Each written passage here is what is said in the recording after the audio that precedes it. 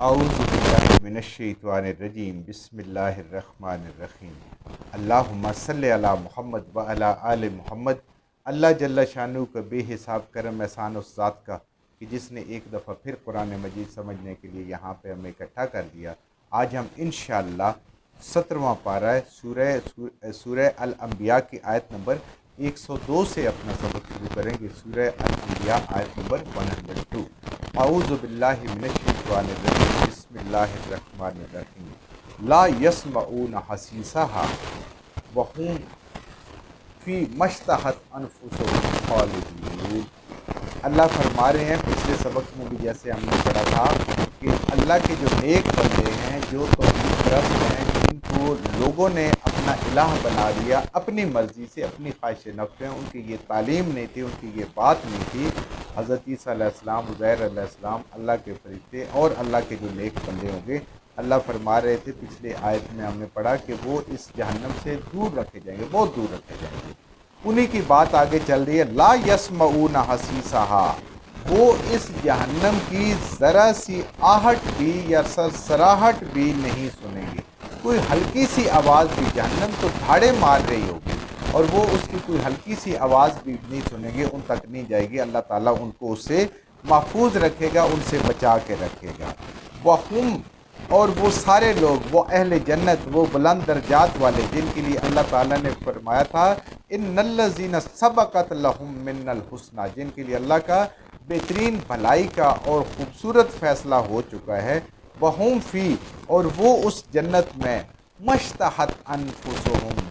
ہم اپنی مرضی کی زندگی گزار رہے ہوں گے، اپنی مرضی سے وہ عیش اور لطف میں ہوں گے، بہترین زندگی گزار رہے ہوں گے، اپنی خواہشات اللہ ان کی پوری کر رہا ہوگا، اپنی خواہشات کے مطابق جی رہے ہوں گے۔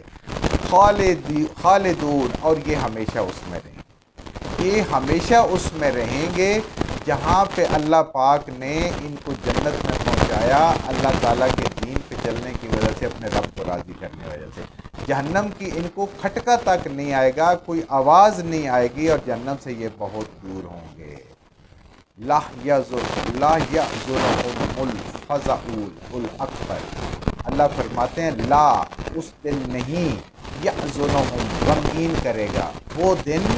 ان کو غمگین نہیں کرے گا، اس دن یہ غمگین نہیں ہوں گے۔ الفزع، جو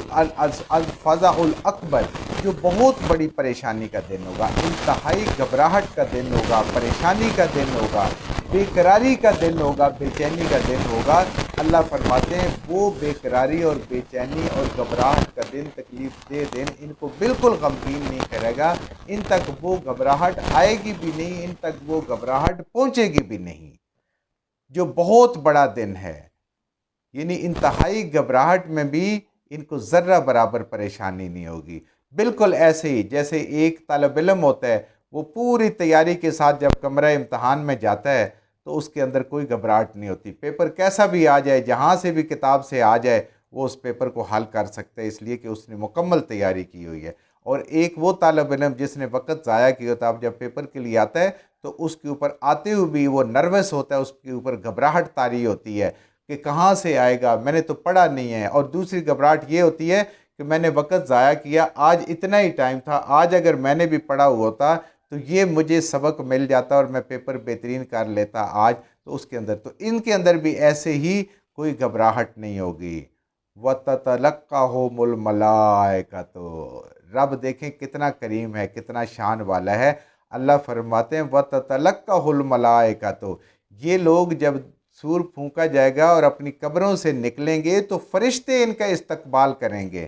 ملائکہ ان کا استقبال کریں گے، ان سے ملاقات کریں گے۔ فرشتے ان کو ویلکم کرنے کے لیے ان کی قبروں کے ساتھ کھڑے ہوں گے، جیسے یہ نکلیں گے فرشتے ان کو ویلکم کریں گے۔ جیسے مہمان خصوصی آتا ہے نا، کسی تقریب میں جانا ہوتا ہے تو اس کو ویلکم کرنے کے لیے لائن لگی ہوتی ہے، کوئی ہار پہنا رہا ہوتا ہے، کوئی پھولوں کی پتیاں پھینک رہا ہوتا ہے، کوئی آگے بڑھ کے مصافحہ کر رہا ہوتا ہے، وہ سارا کچھ ہے۔ تو اس طریقے سے فرشتے ان کو لینے آئیں گے، قبر سے لے کر حشر تک ان کو پہنچانے کے لیے، جیسے مہمان خصوصی کو سٹیج تک لایا جاتا ہے، جہاں سے وہ سواری سے اترتا ہے، جہاں سے اس کو لیا جاتا ہے، یا اس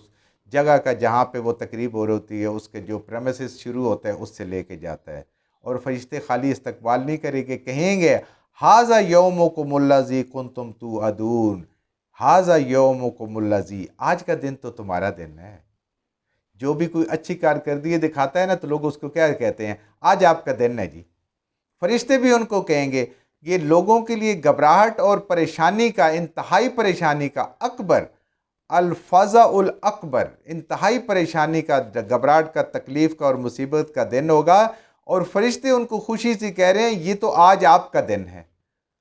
جیسے مہمان خصوصی کے لیے وہ آج کا دن ہوتا ہے، عزت افزائی ہوتی ہے، جیسے کسی کی شادی ہو رہی ہوتی ہے اس کو بھی کہتے ہیں یہ آج کا دن تمہارا دن ہے، ساری خوشیاں اسی کی وجہ سے بٹ رہی ہوتی ہیں۔ تو اللہ فرماتے ہیں کہ فرشتے ان سے کہیں گے یہ آج کا دن تمہارا دن ہے، یہ تمہارے لیے ہے،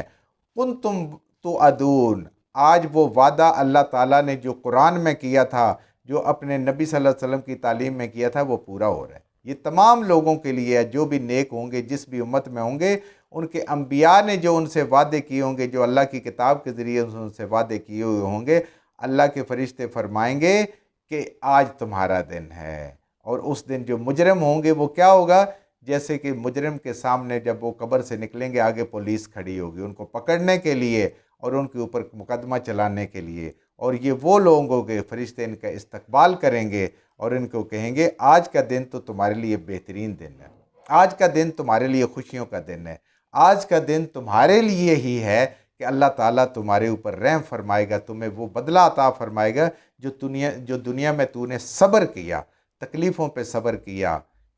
عبادت پہ استقامت رکھی اور صبر کیا، اور ہر طرح کی جو تکلیفیں آئیں، جو گناہ سے بچنے کے لیے تمہیں تکلیف ہوئی، اس پہ تو نے صبر کیا، آج وہ اس بدلے کے دن ہے، آج یہ تمہیں بدلہ مل رہا ہے۔ یوما، جس دن، نطوی السماء، جس دن لپیٹ دیں گے ہم میرا اللہ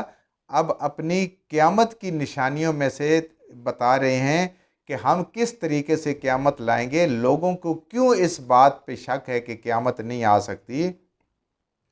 اس دن یا جس دن نطوی السماء، لپیٹ دیں گے ہم آسمان کو، قطعی، جس طریقے سے لپیٹنا، سجل القطب، ایک کاغذ کا، جیسے کاغذ لپٹا ہوا ہوتا ہے اس کو گول رول کر دیں